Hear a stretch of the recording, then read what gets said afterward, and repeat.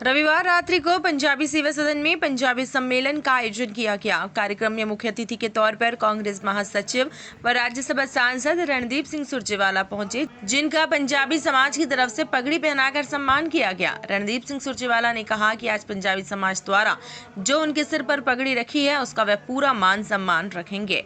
पंजाबी समाज वह समाज है जिसने अपनी मेहनत के बलबूते पर अपनी पहचान बनाई है।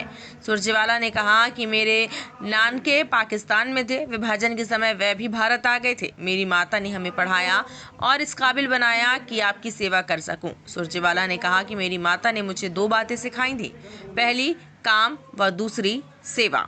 आज मैं आपके बीच वही कर रहा हूं और अब आदित्य को भी मैंने यही दो बातें बताई हैं। इसलिए शहर की तरक्की व विकास के लिए आपके अजीज आदित्य सुरजेवाला को जिताकर विधानसभा भेजें। पंजाबी समाज के लोगों ने भी हाथ उठाकर आदित्य सुरजेवाला का साथ देने का ऐलान किया। इस दौरान मीडिया से बातचीत के दौरान सुरजेवाला ने क्या कुछ कहा, आइए आपको दिखाते हैं। जो आशीर्वाद और स्नेह दिया वो बेजोड़ है, उसकी कोई कीमत आंक नहीं सकता, उसकी कोई कीमत लगा नहीं सकता। परिवार के एक सदस्य के तौर पर जिस प्रकार का प्यार और स्नेह आपने दिया, मैं भाई राजन को, भाई सोनू को, भाई विकास सेठ को ये कह रहा था कि जो प्यार और स्नेह आपने दिया, मैं उसका एहसान कभी उतार नहीं सकता। तो मैं आप सबका हाथ जोड़कर हृदय की गहराइयों से बहुत बहुत धन्यवाद करता हूँ, शुक्रिया अदा करता हूँ। सम्मान की ये पगड़ी अजीज आदित्य सुरजेवाला के लिए आपका प्यार और स्नेह जिस प्रकार का जोश और उमंग मेरे युवा साथियों में, मेरे बुजुर्गों में, मेरी हम उम्र साथियों में जो देखने को मिला, वो अभिभूत करने वाला है, मन को छूने वाला है। मैं उसके लिए भी दिल की गहराइयों से आपका धन्यवाद देता हूं। एक हफ्ता पहले मैं आदरणीय डोरा साहब और गोल्डी भाई के पास था। उन्होंने अपने बुजुर्गों की वो कहानी सुनाई और मैंने मेरे नाना और मामा की बात उनको वापस बताई। मुझे आज भी याद है, हमारे सारे वो बुजुर्ग जो पाकिस्तान से आए, क्योंकि ये तो एक ही मुल्क था, ये दो मुल्क तो थे नहीं। हिंदुस्तान का विभाजन हुआ, एक पाकिस्तान बन गया, एक हिंदुस्तान बन गया, और सबसे बड़ा नरसंहार हुआ। इंसान ने इंसान को मारा, भाई ने भाई को मारा, पड़ोसी ने पड़ोसी को मारा, और एक एक कपड़े में सब अपनी सरजमी हिंदुस्तान लोग लौट आए। मेरी माँ भी पाकिस्तान में ही, जो आज का पाकिस्तान है, 2 क्लास तक पढ़ी, शायद 3 क्लास तक पढ़ी, और फिर बाकी जैसे हजारों लाखों लोग आए, माँ भी वहां से वापस हिंदुस्तान अपने घर वापस आ गई और एक नई जिंदगी नाना मामा ने शुरुआत की।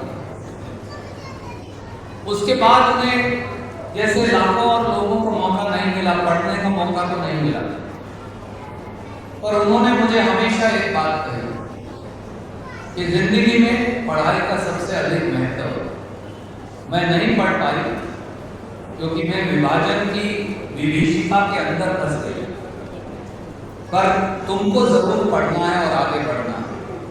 और मेरी बहनों को और मुझे, पिताजी तो सार्वजनिक जीवन में व्यस्त रहते थे, तो मेरी माँ ने कम पढ़ाई होते हुए भी, मैं मानता हूँ आज की 87 साल की उम्र में हम सब में सबसे ज्यादा बुद्धिमान हुई, क्योंकि उन्होंने जिंदगी के वो खतरनाक से खतरनाक मंजर देखे जब बागपट्टन तहसील से मिंटुमरी जिले से वो भी हिंदुस्तान वापस आए।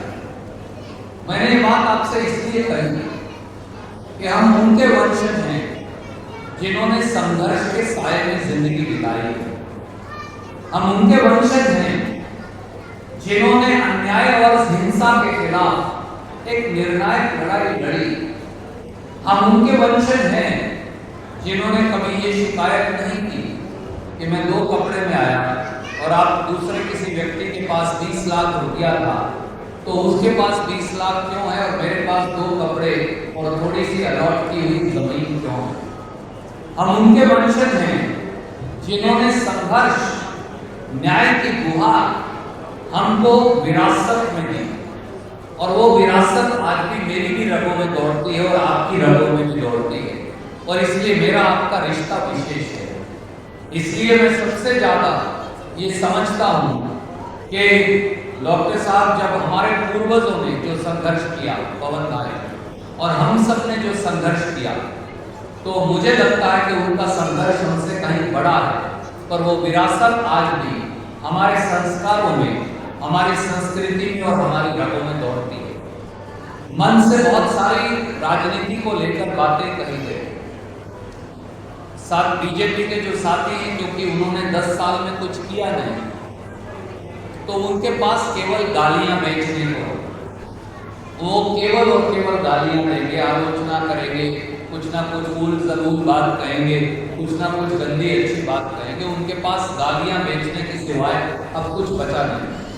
काश कुछ किया होता तो वो मंच पर खड़े होकर ये कह सकते कि हाँ, हमने भी कैथल शहर के लिए, तपोभूमि और कर्मभूमि कैथल के लिए, पंजाबी समाज हो या अग्रवाल समाज हो, कोई गरीब रविदासिया समाज हो या वाल्मीकि समाज हो, अमुक समाज के लिए हम ये कर पाए। पर उनके पास तो एक रटी रटाई बात है, और मैं वो हमेशा बताता भी हूँ। पुराने ज़माने में हमारे जो बूढ़ी माँ बाप हैं, वो मैंने देखा एक छोटी सी मशीन आती थी और वो खोद देती थी हाथ पे, जिसे अब टैटू बच्चे कहने लगे। तो हमारी माताएं फूल बनवा लेती, ओम लिखवा लेती, आर्य समाज लिखवा लेती, हमारे सिख भाई बहन हैं वो एक ओंकार लिखवा लेते, कोई शिव जी हनुमान जी की मूर्ति बनवा लेता। वो व्यक्ति जिसको हमने विधायक चुना था, उसने भी एक टैटू बनवा रखा है, उस पर लिखवा रखा, छोटे भाई मेरी तो चलती नहीं। पिछले 10 सालों में ये शहर 25 साल पीछे चला गया। मैं आपसे एक ही अनुरोध करता हूँ, इस शहर का एक मिस्त्री मैं भी हूँ, क्योंकि इस शहर में बिजली का काम, इस शहर में 33 केवी सबस्टेशन, 132 केवी सबस्टेशन का काम, इस शहर में सीवरेज का काम, इस शहर में सीवरेज ट्रीटमेंट प्लांट का काम, इस शहर में सड़कों का काम, इस शहर में रिंग बांध का काम, इस शहर में कॉलेज, स्कूल, पॉलिटेक्निक, ITI का काम, इस शहर में लेक और तीर्थों के जीर्णोद्धार का काम, इस शहर में एक एक पुल को बढ़ाकर और पुराने पुलों को चौड़ा करने का काम, इस शहर में 47 नए पार्क बनाने का काम आपके भाई ने भी किया है मिस्त्री के तौर पर। मैं आज आपसे एक ही बात कहता हूँ, आपका समय 2 ही मिनट का और लूंगा और ज्यादा समय नहीं लूंगा। शहर 25 साल पीछे चला गया है, इसे नए सिरे से बनाने की जरूरत है। मैं भी जब आपने विधायक बनाया तो 57 साल का नहीं था, मेरी उम्र 36 साल। आप लोगों का जब मुझे आशीर्वाद मिला तो मेरी उम्र भी बहुत कम थी, 36 साल की उम्र थी। अजीज आदित्य के मन में एक नई उमंग है, नए आइडियाज है, कुछ कर दिखाने और अपने आप को साबित करने का एक जज्बा है। और मैंने उनसे कहा तुम 2 बातें मुझसे सीखो, एक काम और एक सेवा। मुझे दो ही शब्द आते हैं, बस 4 अक्षरों में 2 शब्द, एक काम करो, एक सेवा करो, बस। और जिस ताले की चाबी तुमको ना मिले वो मुझसे ले जाना, आके मुझे ले जाना, क्योंकि दीपक भाई मैं तो उपलब्ध हूँ, मैं तो जब तक जीऊंगा, जब तक खून का एक कतरा मेरी रगों में दौड़ेगा। मैं आज आपसे वचन देकर जाता हूँ, पंजाबी सेवा सदन केवल एक धर्मशाला नहीं है, ये एक पवित्र मंदिर जैसा स्थान है। आज आपको वचन देकर जाता हूँ, मैं एक कतरा भी जब तक दौड़ेगा तो सेवा नहीं होगी। मैं आपसे हाथ जोड़कर एक ही विनती करता हूँ, न केवल एक पिता के तौर पे बल्कि इस शहर के मिस्त्री के तौर पे, एक एक वोट जो आप कांग्रेस पार्टी को डालेंगे और डलवाएंगे वो इस शहर की बहबूदी के लिए होगा, वो इस शहर की बेहतरी के लिए होगा।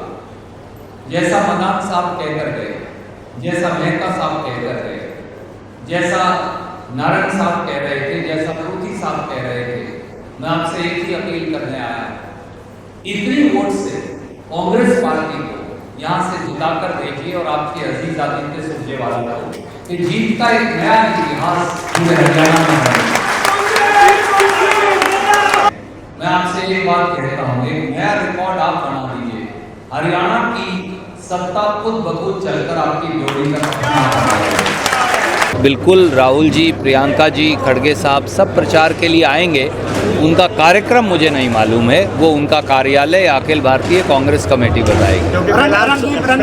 लीलाराम को पंजाबी समाज ने समर्थन दिया है, आज आपको भी समर्थन दिया गया, तो असली समर्थन किसको समझा जाए और कौन जो असली लोग हैं जो समाज समर्थन दे रहा है? देखिए, मैं किसी व्यक्ति विशेष को चुनौती देता नहीं, आपको मालूम ही है।